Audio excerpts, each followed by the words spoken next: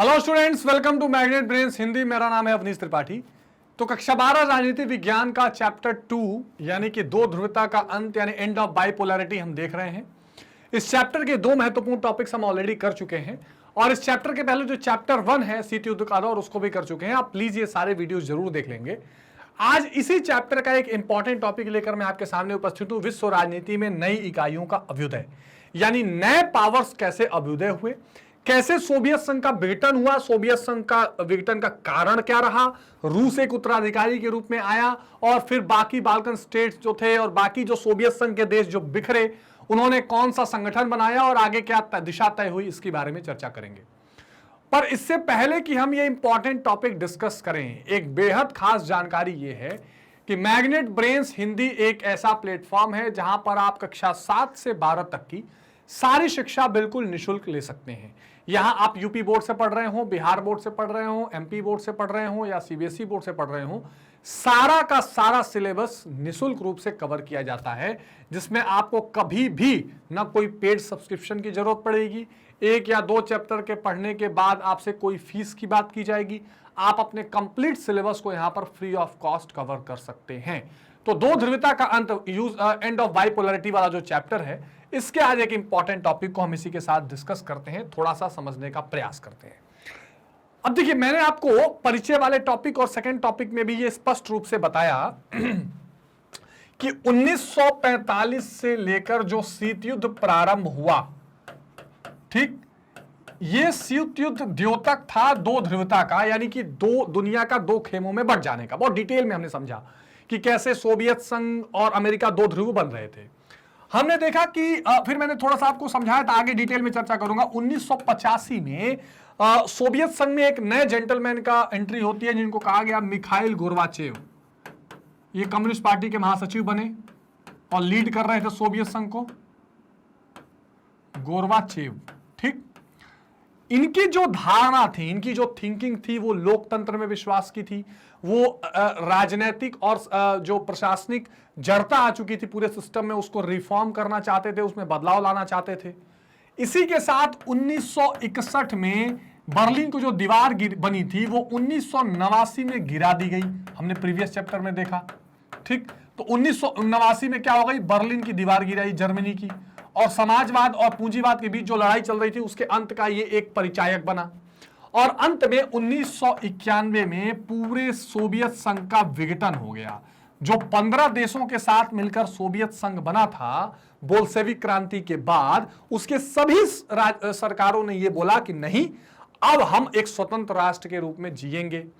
उसके कई कारण बने, उस कारणों की चर्चा अभी हम करेंगे, जिसमें सभी राष्ट्रों में अपने आप में एक राष्ट्रवाद की भावना आ जाना, पूंजीवाद की तरफ उनका ध्यान जाना। मिखाइल गोर्बाचेव खुद ही पूंजीवाद के समर्थक होने लगे धीरे धीरे, और आर्थिक सुधारों की बात करें तो जब 1991 में ये पूरा विघटन हो गया तो पूरी दुनिया में दो चीजें हुई।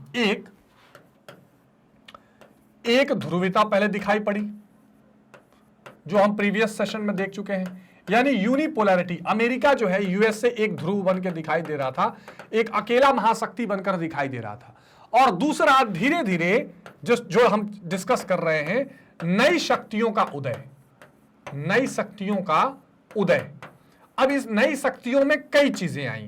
एक तो दुनिया में बहुध्रुविता दिखाई देने लगी, एक मल्टीपोलैरिटी दिखाई देने लगी कि भैया आप सत्ता का केवल एक केंद्र नहीं रहेगा। धीरे धीरे भारत, चीन, G20, फ्रांस, जापान, ऐसे देश बढ़ने लगे। नंबर एक। नंबर दो, जो 14-15 मिलकर सोवियत संघ बनाया था जिन्होंने, वो भी एक अलग अलग अब राष्ट्र के रूप में उभरने लगे। और उन्होंने क्या बनाया, कॉमनवेल्थ ऑफ इंडिपेंडेंट स्टेट, यानी कि स्वतंत्र राज्यों का एक राष्ट्रकुल बना के एक ग्रुप बनाया। आ रही बात समझ में? तो ये पूरा जो कंसेप्ट है, इसके पीछे क्या कारण रहे, गोर्बाचेव की क्या नीति रही, सोवियत संघ के विघटन क्यों हुआ, यही सारी चीजें आज डिस्कस करने के लिए हम इस सेशन में आए हैं और थोड़ा सा इसके बारे में हम एक एक करके चर्चा करेंगे। तो आप बने रहिए, बड़ा इंटरेस्टिंग सेशन है। पूरा जो शीत युद्ध के खत्म होने की दास्तान है आपको इस सेशन में समझ में आ जानी चाहिए। ठीक है जी, बढ़े आगे, चलिए। अब देखिए, सन 89 में बर्लिन की दीवार के धाराशाही होने के साथ ही विश्व राजनीति में एक नए युग की शुरुआत हुई। मैंने अभी आपको बताया 1989 में जब बर्लिन की दीवार गिरी, तो इससे ये बर्लिन की दीवार ऐसे थी, जर्मनी का डिवीजन था। ये एक तरफ कहा जाता था समाजवादी लोग हैं, एक तरफ पूंजीवादी मानने वाले लोग। लेकिन जब ये दीवार गिरी तो ये महसूस किया जाने लगा कि ना, अब समाजवाद या साम्यवाद का झंडा उठाने वाला ज्यादा नहीं दिन बचा है। अब कहीं ना कहीं हर आदमी पूंजीवाद, लोकतंत्र की तरफ अपने आप को देख रहा है। तो ये हुआ। बर्लिन की दीवार शीत युद्ध की निशानी थी और इसके धाराशाही होने से विश्व राजनीति के समीकरण बदल गए। जो पूरा इक्वेशन था वर्ल्ड पॉलिटिक्स का, वो बदलने लगा। जब आपसे सवाल पूछा जाएगा शीत युद्ध के समाप्ति के बारे में, सोवियत संघ के विघटन के स्थिति के बारे में, तो आप बर्लिन की दीवार की चर्चा जरूर करिएगा कि 89 में ही बर्लिन की दीवार जब गिरी तभी से अंदाजे लगने शुरू हो गए कि भैया अब शीत युद्ध गया तेल लेने। जर्मनी के एकीकरण के चलते 8 पूर्व यूरोपीय साम्यवादी देशों में सत्ता का परिवर्तन हो गया। पूर्व साम्यवादी यानी जो सोवियत संघ के विचारधारा वाले साम्यवादी कम्युनिज्म या समाजवाद विचारधारा वाले जो दे, जिसके मैंने चर्चा आपको प्रीवियस चैप्टर में ठीक से किए कि समाजवाद क्या है, कि यहाँ सरकार का पूरा नियंत्रण रहेगा, कोई निजीकरण नहीं होगा, कोई निजी स्वामित्व वाला इंडस्ट्री नहीं लगाएगा, सब कुछ सरकार के हाथ में रहेगा।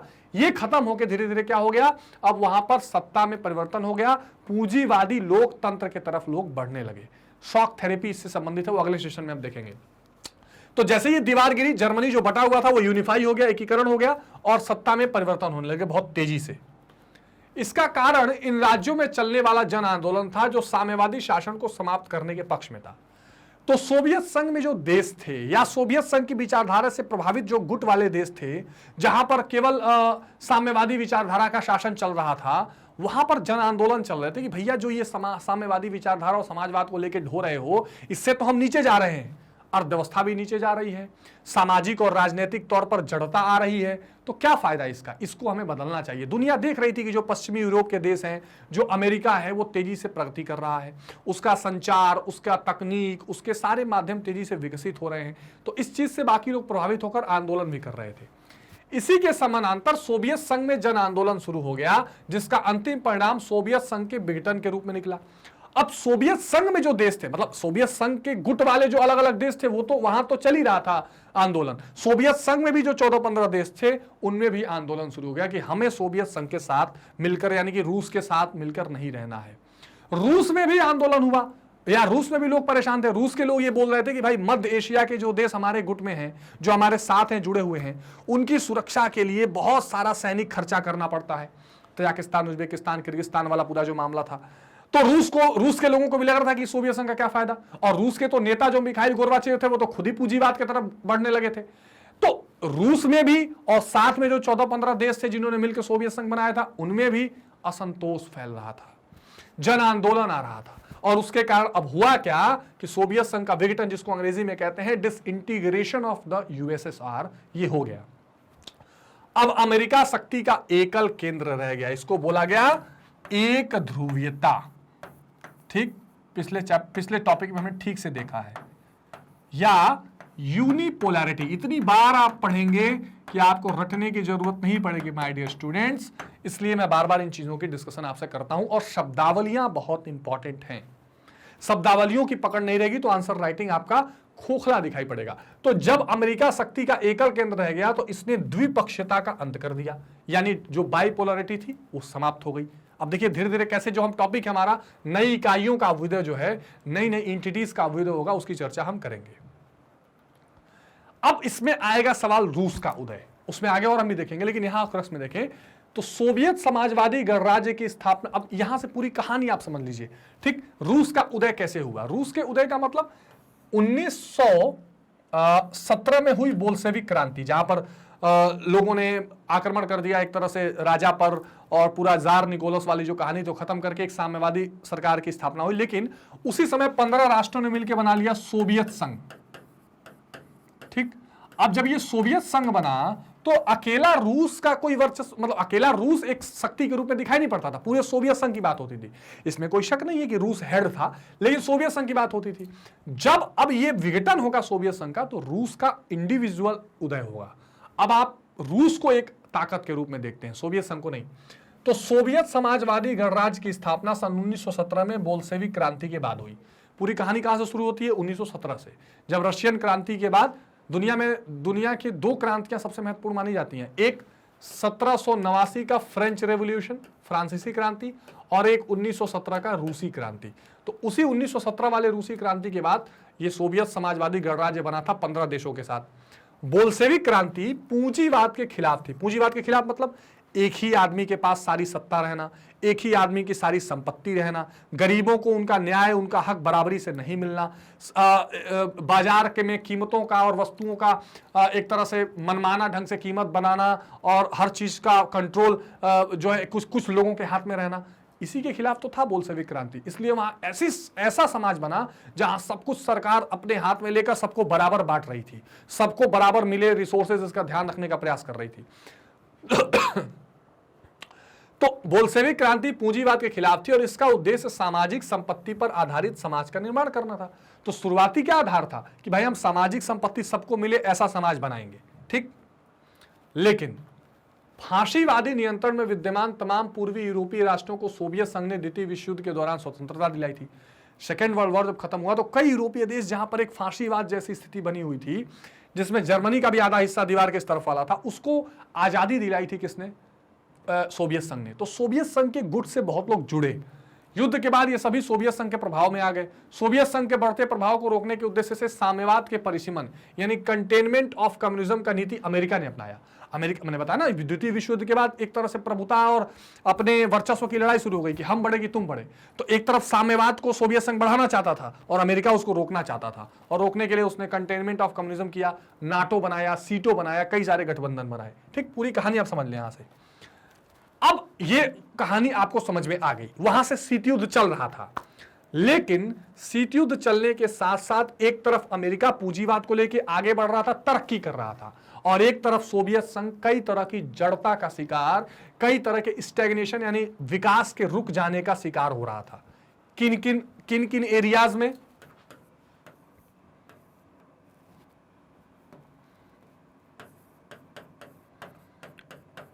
प्रशासनिक, राजनैतिक, आर्थिक, ये तीन ऐसे क्षेत्र थे विशेष करके जहां पर सोवियत संघ का विकास ठहरता गया। पहले धीरे हुआ, फिर ठहरा, फिर खत्म होता गया। क्यों हुआ? उसके दो तीन कारण थे। जो साम्यवादी विचारधारा ये लेके चल रहे थे उसमें दो तीन समस्याएं थी। एक, ये दुनिया के बाजार से कोई खुलापन नहीं रखते थे, तो नई नई चीजें जो अपडेट हो रही हैं उनका मानना था कि नहीं, इनसे दूर रहो, नंबर एक। नंबर दो, ये क्या करते थे कि यहां पर केवल एक ही दल था, कम्युनिस्ट पार्टी। वो पार्टी ना तो जनता के प्रति जवाबदेह थी, ना कोई लोकतंत्र था, ना लोग अपनी सरकार चुन सकते थे, ना उनके खिलाफ बोल सकते थे। तो मनमाना आचरण इन पार्टी के नेताओं ने किया, उनको विशेष लाभ मिलता था, वो विशेष प्रिविलेज के साथ जीते थे, है ना। तो प्रशासनिक तौर पर सारी जड़ता आ गई, नौकरशाही बढ़ गई, लोगों की बात सुनी नहीं जाती थी, और दुनिया में नए नए विकास के जो स्रोत थे उससे ये लोग कटते चले गए। तो इस कारण सोवियत व्यवस्था जो है वो जड़ता का शिकार धीरे धीरे होती गई। हम उस तरफ बढ़ रहे हैं कि कैसे सोवियत संघ गिरेगा और नई इकाइयों का विलय होगा। आप ध्यान से समझिए। तो अच्छा, दूसरी कहानी, आर्थिक बर्डन क्या था? एक तो हम ये दुनिया के साथ व्यापार, मुक्त व्यापार नहीं करते। दूसरा, अमेरिका के साथ शीत युद्ध चल रहा था। अब अमेरिका पश्चिमी यूरोप के देशों के साथ मिलकर नाटो बनाया था, बहुत सारे अस्त्र, न्यूक्लियर एनर्जीज, बहुत सारी चीजें नई नई वो इकट्ठा कर रहा था। अब सोवियत संघ का चैलेंज ये था कि ये भी खूब हथियार बनाए, ये भी खूब महाशक्ति के रूप में उभरे। तो अस्त्रों का जो दौर था, रेस टू, जिसको अंग्रेजी में कहा गया race to armament, race to armament, जो शस्त्र इकट्ठा करने की दौड़ चली थी, उस दौड़ में बहुत ज्यादा नुकसान, आर्थिक बर्डन बना किस पर? सोवियत संघ पर। जो तो शस्त्रों की दौड़ में सोवियत संघ अमेरिका के समकक्ष था, परंतु इस समकक्षता को बनाए रखने के लिए सोवियत संघ को काफी धन व्यय करना होता था। तो एक तरफ सोवियत संघ का विचार क्या था? देखिए, सोवियत संघ समाजवादी या साम्यवादी विचारधारा में था, और वहां एक बहुत बड़ी चुनौती होती है। क्या चुनौती है? वहां एक बहुत बड़ी चुनौती होती है सामाजिक सुरक्षा, सामाजिक सुरक्षा, जिसको अंग्रेजी में कहते हैं सोशल सिक्योरिटी। अच्छा, इसका मतलब क्या हुआ? इसका मतलब यह हुआ कि सरकार आपको कभी भी फटेहाल नहीं छोड़ेगी। अगर आप वृद्ध हैं, अगर आप विकलांग हैं, अगर आप गरीब हैं, तो सरकार आपके मुंह तक रोटी ले जाएगी। यह सरकार की जिम्मेदारी है। इसको बोलते हैं कल्याणकारी राज या वेलफेयर स्टेट। तो सोवियत संघ ऐसा स्टेट था। तो एक तरफ सोवियत संघ को कीमतों पर नियंत्रण रखना था, सब्सिडी देनी थी, सबके सामाजिक सुरक्षा, पेंशन और इस तरह की सुविधाएं देनी थी, वहां खर्चा होता। दूसरा, उसको बहुत सारे हथियार बनाने थे। ये दोहरी मार सोवियत संघ पे पड़ रही थी। अमेरिका में क्या था भैया, वो था पूंजीवाद। वो कहता था जो बाजार में बिक रहा है खरीदने लायक जो हो उसको बेचो वरना भाड़ में जाए। ठीक, पूंजीवाद वो था, और उसकी अर्थव्यवस्था अच्छी डेवलप कर रही थी। दूसरा, वो 1786 से ही लोकतंत्र था। ठीक, लगभग 1786 से ही वहां पर लोकतंत्र चल रहा था। तो अब ये 1776 बल्कि टू बी मोर प्रिसाइज 76-77 से ही, 1776 से ही। ठीक, तो यहां एक डेमोक्रेटिक सरकार थी जिसे लोग चुनते थे और लोगों के हिसाब से नीति बनती थी। उसकी अर्थव्यवस्था ठीक थी, कभी उसने बहुत ज्यादा बर्डन नहीं झेला। तो वहां की आर्थिक स्थिति बढ़ती चली गई और यहां सामाजिक सुरक्षा प्लस अस्त्रीकरण यानी अस्त्र जुटाना, अस्त्रीकरण की रेस, ये दो चीजों ने सोवियत संघ की भैया कमर तोड़नी शुरू कर दी। अच्छा, एक तो ये दूसरे पर आश्रित, ये कभी IMF वर्ल्ड बैंक जैसे चीजों से भी नहीं जुड़ते थे क्योंकि उनको लगता था ये अमेरिका के पोषित जो है क्या नाम है, ये संस्थाएं, हमें इनसे कर्जा नहीं चाहिए। दूसरा, ये कोई प्राइवेट इंडस्ट्रियलिस्ट को नहीं आने देते थे, निजीकरण नहीं होने देते थे। तो सब कुछ सरकारी तंत्र इतना खराब होता गया कि वहां पर सरकारी इंडस्ट्रीज की हालत खराब होती जा रही थी। इनके गुट में जो देश शामिल थे उनकी रक्षा के लिए, उनको अपने साथ रखने के लिए बहुत सारा इनको पैसा देना पड़ता था, उनको भी, है ना। तो भारत को भी इससे बहुत मदद मिली। तो इनकी हालत भैया क्या होने लगी, अब धीरे धीरे खराब होने लगी। यह जनमानस की राजनीतिक और सामाजिक तथा राजनीतिक आकांक्षाओं को पूरा करने में विफल था। तो अब ये क्या हो गया, बहुत सारे इसकी कमियां हो गई शुरू, बहुत सारे ऐसी ड्यूटीज थी जो लोगों की जो आकांक्षाएं थी वो पूरी नहीं कर पा रहा था। दूसरा, जो बाकी सोवियत संघ के देश थे उनमें तो अपने आप असंतोष फैल रहा था कि केवल रूस की चलती है, बाकी लोगों की तो चलती नहीं है। तो ये जड़ता का धीरे धीरे शिकार होता गया। सन 1979 में अफगानिस्तान पर सोवियत आक्रमण ने सोवियत अर्थव्यवस्था को और कमजोर कर दिया और इसे जनता तक पहुंचा दिया कि भैया कमजोर हो चुके हैं हम। उपभोक्ता वस्तु और खाद्य पदार्थों की कमी एक आम बात हो गई, यानी जो कंज्यूमेबल्स हैं, लोगों के लिए जो जरूरत की चीजें हैं, क्योंकि भैया जब आप हथियारों में फंसे रहेंगे, आप युद्धों में फंसे रहेंगे तो उपभोक्ता वस्तुओं की कमी तो होगी। आज भी देखिए रूस यूक्रेन का युद्ध चल रहा है। यूक्रेन भी उस समय सोवियत संघ का पार्ट था, वो भी बाद में आजाद हुआ है। और यूक्रेन और रूस में हमेशा क्रीमिया को लेकर विवाद रहा, फिर क्रीमिया को हड़पा उन्होंने और बाद में यूक्रेन से आज युद्ध चल रहा है। दोनों देशों में आज भी रूस इतनी बड़ी पावर होने के बाद भी देखिए उसको आर्थिक रूप से कितने सैंक्शंस और समस्याएं झेलनी पड़ रही हैं। तो खाद्यान्न का भारी मात्रा में आयात करना पड़ा और इसने सोवियत अर्थव्यवस्था को ध्वस्त कर दिया। हरी बात समझ में। तो जब बेसिक चीजें वहां पर कमजोर होने लगी, कम होने लगी, तो बहुत सारा खाद्यान्न उनको इंपोर्ट करना पड़ा। इंपोर्ट करेंगे तो अर्थव्यवस्था खराब होगी। जब आप ज्यादा बाहर से आयात करते हैं तो आपके मुद्रा की वैल्यू कम होती है। इसीलिए यहां क्या हो गया, जो रूबल थी वहां की मुद्रा वो कमजोर होने लगी। हरी बात समझ में। ये चीज विशेष रूप से दिखाई, तो रूबल क्या हो गया, धीरे धीरे कमजोर होने लगा। अब इसकी परिणति क्या हुई, सोवियत संघ का विघटन की स्थिति आ गई।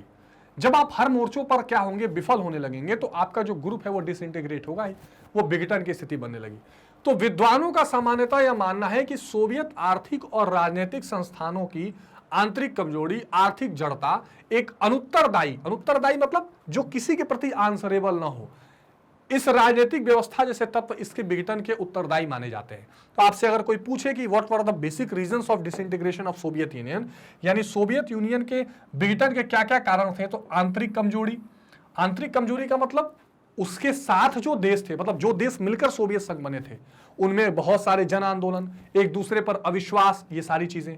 आर्थिक जड़ता यानी इकोनॉमिक स्टेग्नेशन, आर्थिक रूप से क्या क्या परेशानी थी मैंने आपको बताया कि शस्त्रों पर खर्च करना पड़ता था, सुरक्षा पर खर्च करना पड़ता था, निर्यात के बदले आयात ज्यादा करना पड़ता था। ठीक, अनुत्तरदायी राजनीतिक व्यवस्था, यहां पर साम्यवादी दल की बात आएगी, कम्युनिस्ट पार्टी।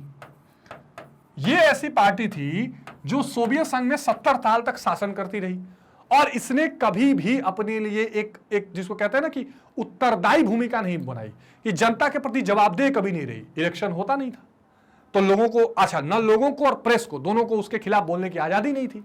इनके जो नेता थे उनको विशेष प्रिविलेज मिलता था। तो भैया इसने क्या कर दिया, ये सारे तत्वों ने इसके विघटन यानी इसके टूट जाने का रास्ता बना दिया, सोवियत संघ के टूट जाने पर।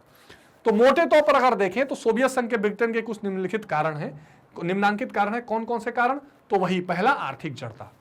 तो सोवियत संघ का एक प्रमुख उद्देश्य शीत युद्ध की राजनीति में अमेरिका की समकक्षता प्राप्त करना था। इसके निमित्त इसे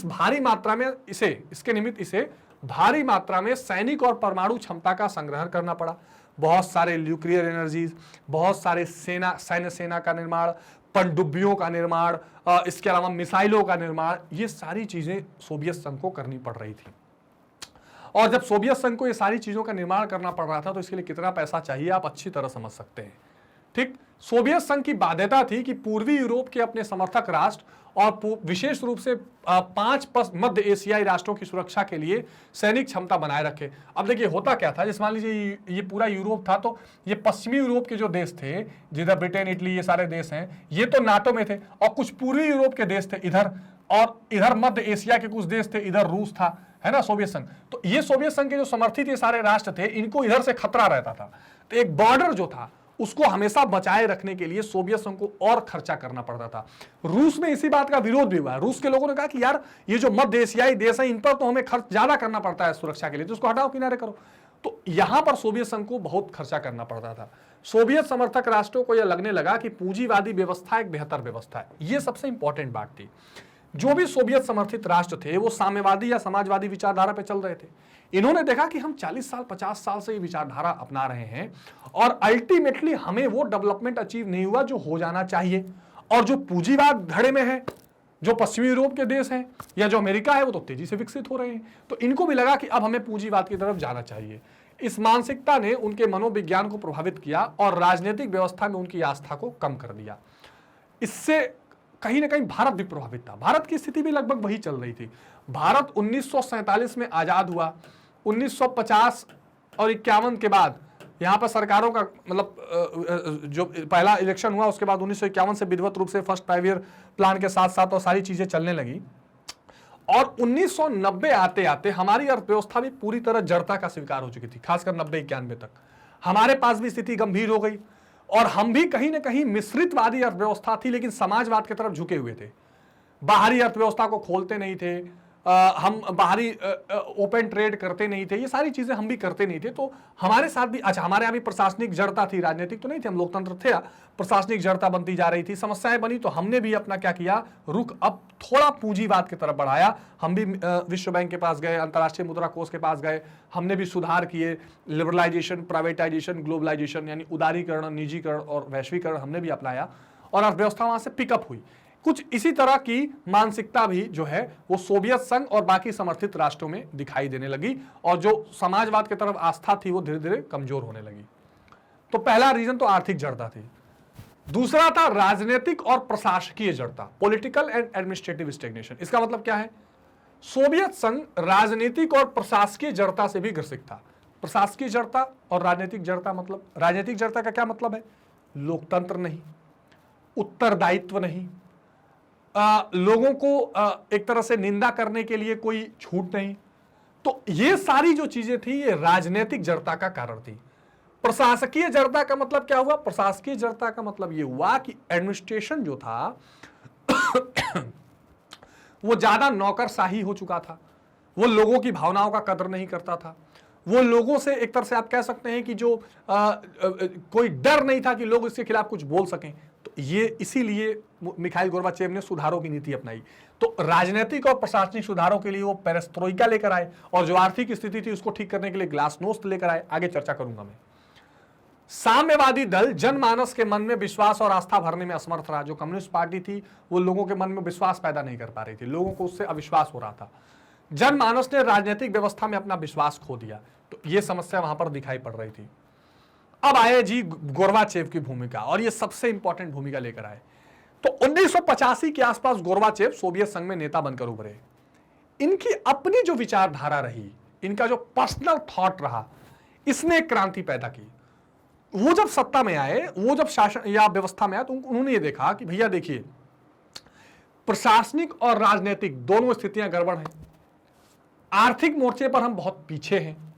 तो हमने अगर सुधार नहीं किया, हमने अगर बदलाव नहीं किया, तो पूरी तरह खत्म हो जाएगा मामला।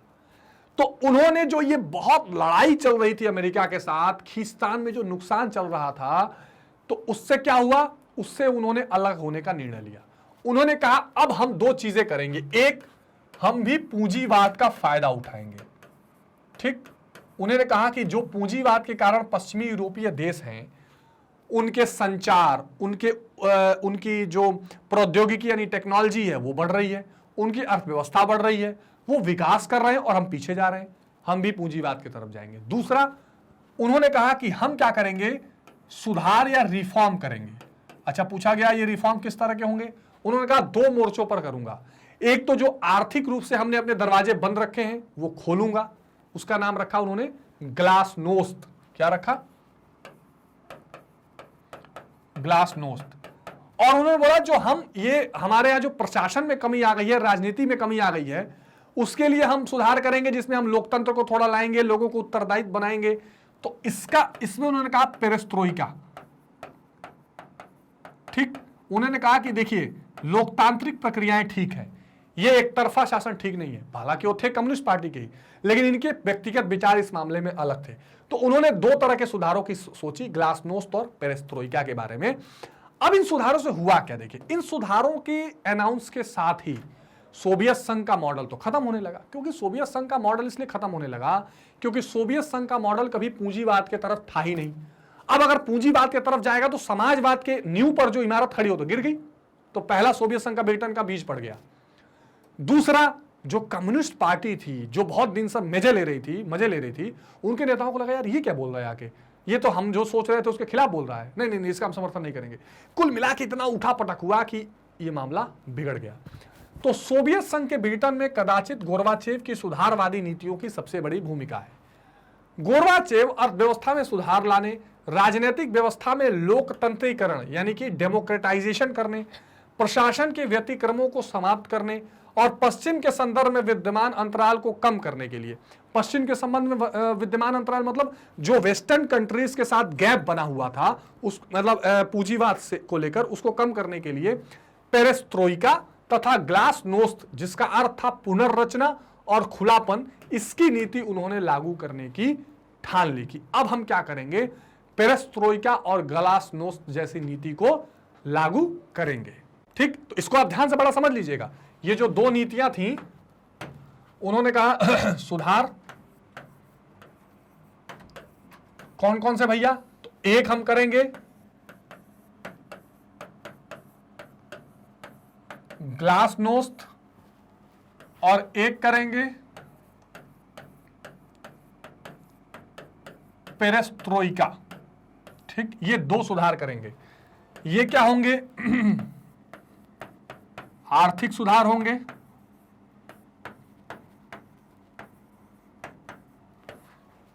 ये क्या होंगे? राजनैतिक सुधार होंगे, पॉलिटिकल रिफॉर्म्स। ठीक, 2 चीजें कर दी। इसमें क्या होगा? पूरा पुनर्संरचना होगा, रिफॉर्म।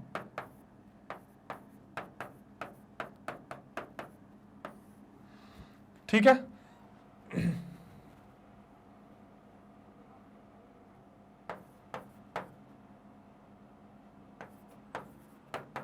पूरा पुनर्संरचना होगा। इसमें पूंजीवाद के तरफ हम बढ़ेंगे। ठीक, इसमें क्या होगा?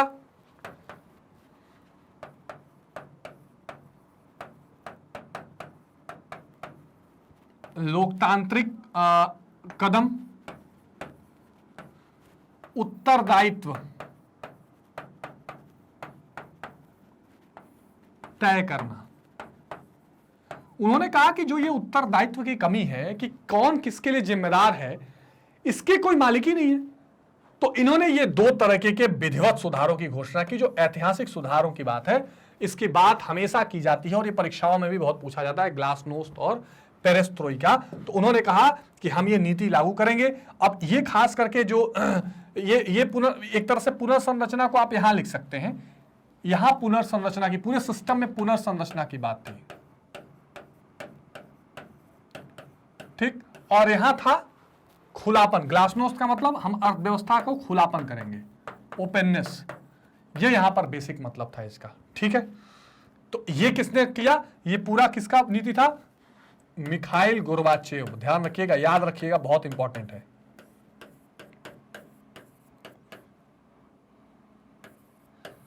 ठीक, तो मिखाइल गोर्बाचेव ने इसकी भूमिका बनानी शुरू कर दी।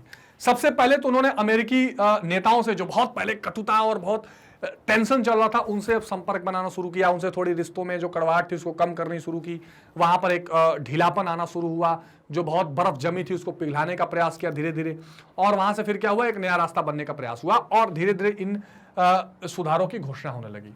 गोर्बाचेव द्वारा प्रतिपादित नीतियों अपने स्वरूप में सही थी, परंतु इसने सोवियत संघ की परंपरागत व्यवस्था धराशायी हुई। बिल्कुल ठीक बात भाई, परंपरागत जो बहुत दिनों से चला आ रहा सिस्टम था वो तो धराशायी हो गया। सिस्टम था कि कोई निजी संपत्ति नहीं होगी, सिस्टम था कि सब कुछ सरकार के हाथ में रहेगा, सिस्टम था कि एक केंद्रीयकृत अर्थव्यवस्था रहेगी जहां एक जगह से सब प्लान होगा, सिस्टम था कि प्राइवेट प्लेयर्स इसमें नहीं आएंगे, लोकतंत्र की बात नहीं थी। अब सब कुछ 360 चेंज हो जाएगा तो समस्या तो आएगी। सोवियत संघ का साम्यवादी दल भी असंतुष्ट हो गया, उसे लगा कि ये सुधार उसे नजरअंदाज करके किए जा रहे हैं। अब एक बात बताइए, जो लोग पहले से मलाई खा रहे हैं, तो अब मलाई खाने वाले को अगर आप वहां से हटा देंगे तो फिर उनको समस्या तो होगी। तो जो वहां पर जो साम्यवादी दल था उनको भी लगने लगा कि कहीं ना कहीं हमको इग्नोर करके किया जा रहा है, ये काम ठीक नहीं है और हम इसका कहीं ना कहीं विरोध करेंगे। तो ये चीज बहुत विशेष रूप से वहां दिखनी शुरू हो गई थी, बहुत विशेष रूप से लोगों के दिमाग में ये चीज आ गई थी। शासक, विशिष्टजन तथा जनमानस के बीच गोर्बाचेव की भूमिका को लेकर विवाद की स्थिति बन गई। अब जो शासक विशिष्टजन थे, जो लोग बहुत पावरफुल लोग थे, और जो आम जनमानस था, इनके बीच गोर्बाचेव की बातों को लेकर विवाद हो गया। बहुत सारे जनमानसों को लगता था कि ये ठीक कदम है, इससे होना चाहिए, इसमें कोई दिक्कत नहीं है। बहुत सारे लोगों को लगता था कि नहीं, ये तो एक ऐसा कदम है जो पूरी अर्थव्यवस्था को डुबा देगा, नहीं पहले से हमारी ये विचारधारा थी, हम लड़ रहे थे और ये खराब हो जाएगा, ऐसा वैसा एक डिबेट का इशू पूरे अर्थव्यवस्था में बन गया। गोर्बाचेव की महत्वाकांक्षी योजनाओं के चलते सोवियत संघ विखंडन का स्वीकार हो गया। तो अब सोवियत संघ में कहीं ना कहीं, क्योंकि देखिए बाकी देश तो पहले से असंतुष्ट चल रहे थे, उन्होंने देखा जिस विचारधारा पे हमने मिलकर सोवियत संघ बनाया था वो विचारधारा तो गोर्बाचेव ने छोड़ी दी है और आपसी टकराव भी बढ़ रहा है, तो क्यों हम इसको लेके ढोएं। धीरे धीरे लोगों ने कहा कि भैया अच्छा है कि अब हम अलग हो जाएं। हाँ, ये बात थी कि बहुत सारे देश ये जो इनकी जो नीति थी, खास करके ये जो महत्वाकांक्षी योजनाएं थी, इसके फेवर में थे और बहुत सारे देशों ने इसी ओर अपना कदम भी बढ़ाया। आगे रूस भी थोड़ा थोड़ा उधर गया, लेकिन एक तरह से सोवियत संघ का विघटन तो हो ही गया। या आप कह सकते हैं कि last nail in the coffin, यानी कि अंतिम कील जो थी ताबूत में, ये वही साबित हुई, मिखाइल गोर्बाचेव की नीतियां, और सोवियत संघ का विघटन हो गया। और क्या कारण थे सोवियत संघ के विघटन के? आर्थिक जड़ता, राजनीतिक चीजें देख ली, गोर्बाचेव के सुधार देख लिए। दूसरा कारण था राष्ट्रवाद का उदय और सोवियत गणराज्यों द्वारा संप्रभुता की आकांक्षा। भाई, राष्ट्रवाद और संप्रभुता यहां दो शब्द हैं, ठीक। ये दोनों शब्द किसकी आत्माओं में घुसने लगे? जो 14 राज्य और थे रूस के साथ जिन्होंने सोवियत संघ बनाया था। क्या होने लगा? इन राष्ट्रों को भी लगा कि हम एक अलग राष्ट्र के रूप में अपनी पहचान बना सकते हैं, यानी हमारी एक अपनी पहचान भी, हमारा एक अलग राष्ट्र है, ये सही है, हम इसको लेके चलेंगे।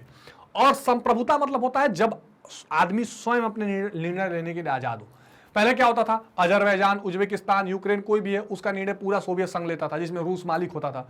तो उनको लगने लगा यार हमारी अपनी तो कोई एंटिटी नहीं है, हम अपने निर्णय स्वयं ले सकते हैं, हम खुद एक सॉवरेन कंट्री के रूप में आ सकते हैं। ये आकांक्षा या इच्छा धीरे धीरे पैदा होने लगी इन देशों के अंदर, और ये भी एक बहुत बड़ा कारण बने सोवियत संघ के विखंडन या टूटने का। तो सोवियत संघ के विखंडन का एक और प्रमुख कारण तमाम सोवियत गणराज्यों में राष्ट्रवाद की भावना का उदय और संप्रभुता की आकांक्षा थी। तो अपने आप में सोवेरन होने की आकांक्षा या अपने आप में एक राष्ट्रवाद की भावना का जन्म लेना भी सोवियत संघ के विघटन का कारण बनी। रूस, इस्टोनिया, लातविया, लिथुआनिया, यूक्रेन और जॉर्जिया इस श्रेणी के गणराज्य थे, ठीक है। तो ये ऐसे उसी सोवियत संघ के हिस्सा थे जिनके अंदर ये लगा कि हमें संप्रभुता मिलनी चाहिए, हमारे अंदर राष्ट्रवाद आया नहीं, हम खुद अपना शासन चला सकें, हमारा खुद का पावर हो। ये सारी भावनाएं इन देशों के अंदर अब घर करने लगी। सॉरी। अगला कारण हुआ पिछड़े केंद्रीय एशियाई गणराज्यों से मुक्ति की इच्छा। अब क्या हुआ कि सोवियत संघ में ही कुछ जो सेंट्रल एशियन देश थे, ठीक, इस्लामिक कंट्रीज थी जो सोवियत संघ का हिस्सा थी, रूस चाहता था, या रूस और जॉर्जिया जैसे जो देश थे सोवियत संघ के सेंट्रल पार्ट वाले, उनको लगता था यार इनसे पहले छुटकारा पाओ, ये तो पिछड़े हैं और उनको वो हमारे सोवियत संघ में शामिल है तो इनकी रक्षा करने के लिए बहुत भारी खर्चा करना पड़ता है, तो हमें इनसे अलग होना चाहिए। तो समय बीतने के साथ ही राष्ट्रवादी भाव केंद्रीय एशियाई गणराज्यों में भी पहुंच गया। इसे सोवियत संघ का यूरोपीय और बाल्कन भाग कहा जाता था। इसमें रूस, जॉर्जिया शामिल है। तो जैसे जैसे राष्ट्रीय जो भाव है ये केंद्रीय एशियाई गणराज्य में भी स्थिति पहुंच गया। इसके अलावा रूस और जॉर्जिया भी जो है ये भी क्या होने लगे, इनके अंदर भी नेशनलिज्म की भावना आ गई और यहाँ के लोगों को महसूस हुआ कि महत्वहीन केंद्रीय एशियाई गणराज्यों के लिए उन्हें यह भारी कीमत चुकानी पड़ रही है। इस मानसिकता ने सोवियत संघ के विघटन की तीसरी कर दी। तो रूस, जॉर्जिया जैसे देशों को भी लगा कि भैया हमें सेंट्रल एशियाई ऐसे बहुत सारे स्टेट्स हैं या कंट्रीज हैं मध्य एशिया के, जिनको हमें अपने सोवियत संघ में मिलाए रखने के लिए एक बहुत भारी कीमत चुकानी पड़ती है। ये हमारे ऊपर बर्डन बने हुए हैं, इसलिए हमें इनसे धीरे धीरे अलग होना चाहिए और सोवियत संघ के विघटन का ये भी एक कारण बनी। गोर्बाचेव और सोवियत संघ का विघटन, तो मैंने उसकी चर्चा तो आपसे की कि उन्होंने कौन से सुधार लाए, लास्ट में वो उसका असर क्या पड़ा देख लीजिए। तो गोर्बाचेव 1980 के दशक में मध्य में सोवियत साम्यवादी दल के महासचिव बने। पश्चिम के देशों में सूचना और प्रौद्योगिकी के क्षेत्र में क्रांति हो रही थी और सोवियत संघ को इसकी बराबरी में लाने के लिए सुधार जरूरी हो गया। तो गोर्बाचेव को महसूस हुआ, मैंने शुरू में बताया कि भाई पश्चिमी देशों में, पश्चिमी यूरोप के जो देश हैं या जो अमेरिका है, इन देशों में जो है बहुत सारा एक तरह से कह सकते हैं कि इंफॉर्मेशन टेक्नोलॉजी और नई नई चीज़ों का विकास हो रहा है और उसकी बराबरी में आने के लिए हमें कहीं ना कहीं रिफॉर्म या सुधार करने की जरूरत है। ये गोर्बाचेव को भी महसूस हो रहा था। गोर्बाचेव ने देश के अंदर आर्थिक राजनीतिक सुधार और लोकतंत्रीकरण की नीति चलाई। तो उन्होंने क्या बोला, आर्थिक राजनीतिक सुधार। तो ये आर्थिक सुधार किससे था, अभी बताया हमने, याद कर लीजिए, बार बार बोलिए, ग्लासनोस्त, ठीक। और ये राजनीतिक सुधार या प्रशासनिक सुधार पेरेस्ट्रोइका, बार बार पढ़ते रहिए, ठीक। इन सुधार नीतियों का कम्युनिस्ट पार्टी के नेताओं द्वारा विरोध किया गया। सोवियत संघ प्रशासनिक और राजनीतिक दृष्टि से गतिरुद्ध हो चुका था। तो सोवियत संघ गतिरुद्ध मतलब क्या, एक स्टैग्नेशन, जड़ता में आ चुका था और बहुत लोग इस सुधारों की क्या कर रहे थे, विरोध भी कर रहे थे। सोवियत संघ पर साम्यवादी दल ने 70 वर्ष शासन किया और अब यह दल जनता के प्रति जवाबदेह नहीं रह गया। यह बड़ी खास बात थी। जो कम्युनिस्ट पार्टी था वो 70 साल से शासन कर रहा था और इसका लोगों में अब कोई बहुत विशेष रुचि लोगों के अंदर रह नहीं गई थी। इसने क्या किया था, एक गतिरुद्ध प्रशासन दिया था। गतिरुद्ध प्रशासन यानी एक ऐसा प्रशासन जो कहीं ना कहीं उसकी स्पीड रुक गई थी, प्रशासन की कोई कामें चल नहीं रही थी, भारी भ्रष्टाचार, यानी यहां पर एक तरह से जिसको आप कह सकते हैं करप्शन चल रहा था। अपनी गलतियों को सुधारने में व्यवस्था की अक्षमता और देश की विशालता के बावजूद सत्ता का केंद्रित होना, यह इंपॉर्टेंट है। सोवियत संघ क्या था, 15 राज्यों का गणराज्य था, लेकिन सत्ता सेंट्रलाइज थी। कहां, रूस में, मॉस्को में, यहीं से सारी चीजें हो रही थी। तो वो लोगों की भावनाओं का क्या कदर करेंगे, ये वहां हो रहा था।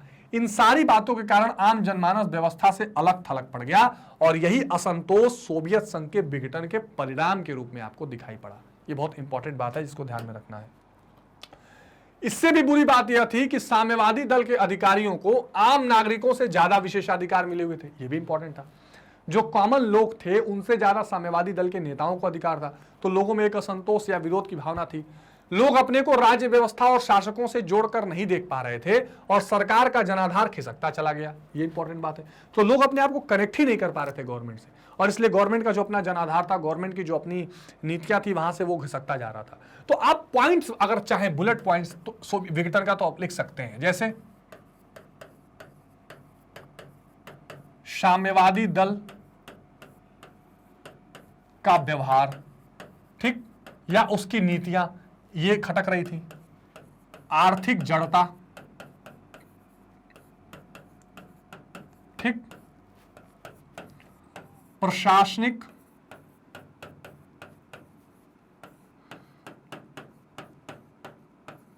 गतिरुद्धता,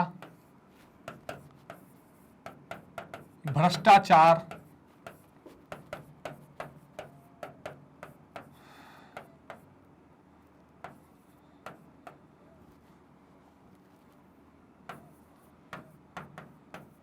केंद्रीयकरण, सत्ता का केंद्रीयकरण, ठीक।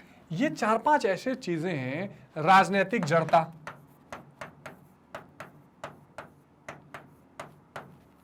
ये पॉइंट्स आप हमेशा ध्यान में रखिए। इन पॉइंट्स को आप जब भी कोट करेंगे तो सोवियत संघ में उपजे असंतोष या सोवियत संघ के विघटन का कारण या किसी भी तरह से क्वेश्चन अगर आपको घुमा फिरा के पूछता है तो आप ये आंसर लिख सकते हैं। और मिखाइल गोर्बाचेव के सुधार की घोषणा तो यूनिवर्सल टॉपिक है, हेडिंग है, वो तो आप लिख ही देंगे, ठीक है ना। तो ये बात आप बता सकते हैं, ठीक बात है।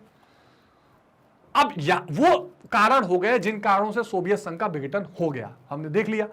अब क्या हुआ, रूस जो है सोवियत संघ के उत्तराधिकारी के रूप में क्या हुआ, उदय हुआ।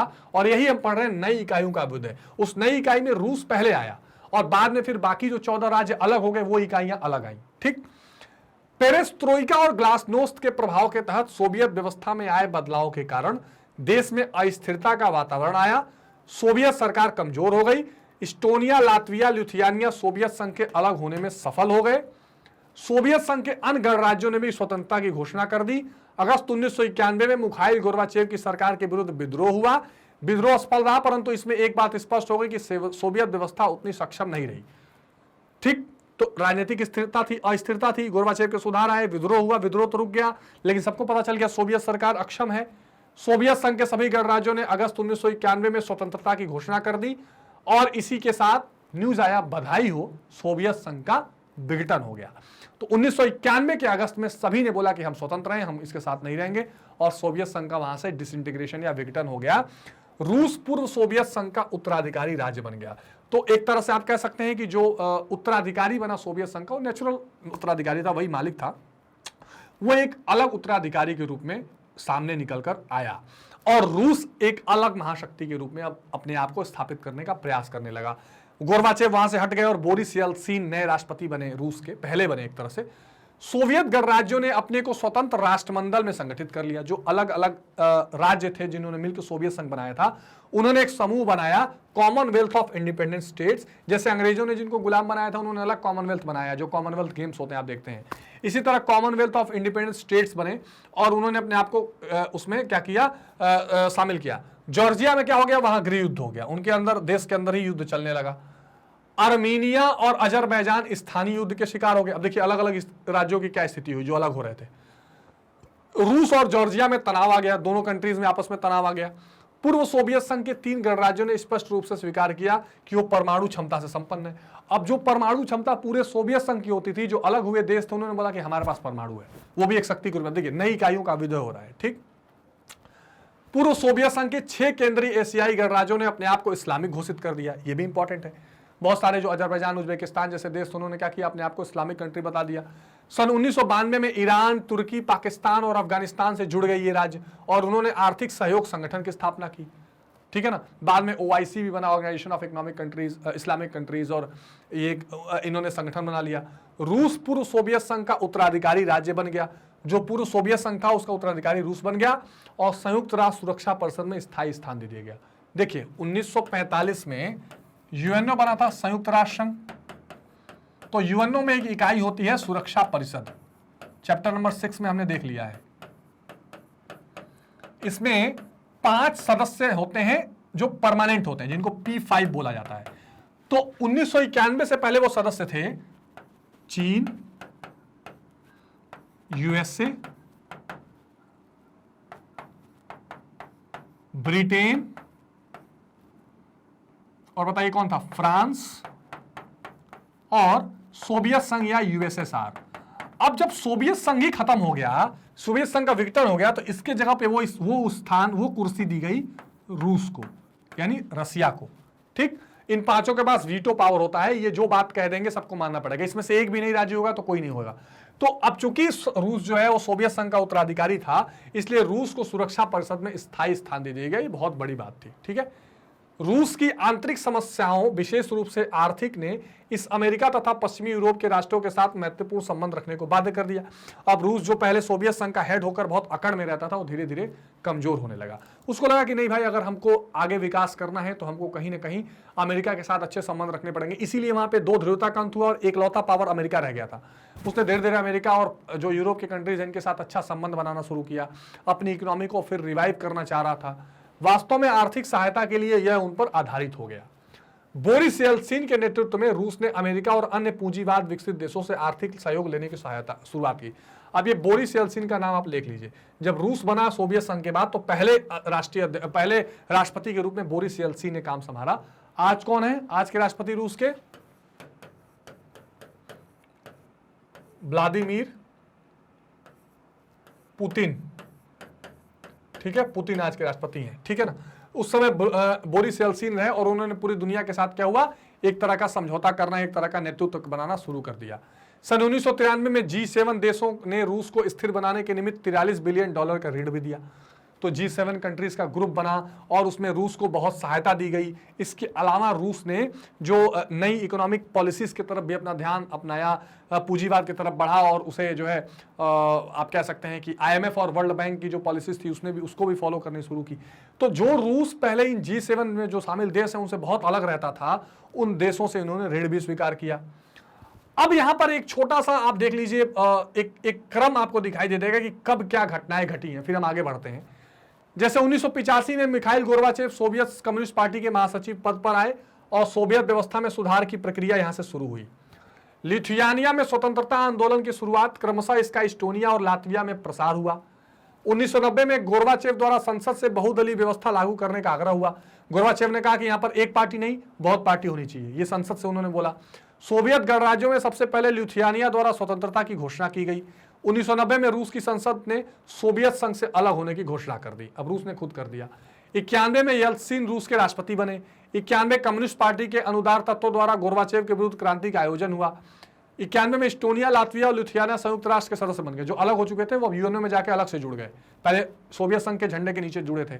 1991 में स्वतंत्र राज्यों का मंडल कॉमनवेल्थ ऑफ इंडिपेंडेंट स्टेट बन गया। जो सभी सोवियत संघ से राज्य अलग हुए थे उन्होंने अपना कॉमनवेल्थ बना लिया, अभी मैंने बताया। और 1991 में सोवियत संघ के राष्ट्रपति के रूप में गोर्बाचेव का इस्तीफा हुआ और सोवियत संघ का पूरा विखंडन 1991 में हो गया। ये एक मैंने आपको टाइम सीरीज एक शॉर्ट में बता दी, इसको आप स्क्रीनशॉट ले सकते हैं, नोट कर सकते हैं और इस तरह पूरी कहानी आप कभी भी समराइज कर सकते हैं। अब एक इंपॉर्टेंट बात देखते हैं कि सोवियत संघ के विखंडन का परिणाम क्या हुआ। आखिर में देखते हैं कि भाई क्या क्या इसके परिणाम हुए, क्या इसके रिजल्ट्स आए। तो एक तो द्विध्रुवीयता के अंत में कई महत्वपूर्ण परिणाम हुए। पूर्वी यूरोप के साम्यवादी राज्य भी इससे प्रभावित हुए। इसके मुख्य परिणाम निम्नलिखित थे। कौन कौन से मुख्य परिणाम थे, इसको देख लेते हैं। पहला, शीत युद्ध की समाप्ति हो गई। 1945 से जो कोल्ड वॉर चल रहा था वो कहीं ना कहीं यहां आकर क्या हो गया, समाप्त हो गया। शीत युद्ध समाप्त होने का सबसे बड़ा परिणाम यानी शीत युद्ध समाप्त होने यानी कि सोवियत संघ के बेटन होने का सबसे बड़ा परिणाम शीत युद्ध की समाप्ति के रूप में निकला। पूंजीवाद तथा समाजवाद का वैचारिक द्वंद्व समाप्त हो गया। ये इंपॉर्टेंट, मैंने आपको शुरू में बताया था कि भाई सोवियत संघ और जो अमेरिका थे, इनका जो एक अलग गुट चल रहा था, इस गुट का जो एजेंडा कह लीजिए या जो उसका बेस आधार यही था कि भाई पूंजीवाद और समाजवाद, ये जो द्वंद्व था वो धीरे धीरे समाप्त होने लगा। परस्पर प्रतिद्वंदिता के कारण नाटो, सीटो और सेंटो जैसे सैनिक गठबंधनों की रचना उस समय की गई थी। इसके चलते एक असीमित शस्त्र दौड़ की शुरुआत हुई। शीत युद्ध की समाप्ति ने शस्त्रों की दौड़ को धीमा कर दिया। पहले क्या था, दुनिया कैसे चेंज हुई,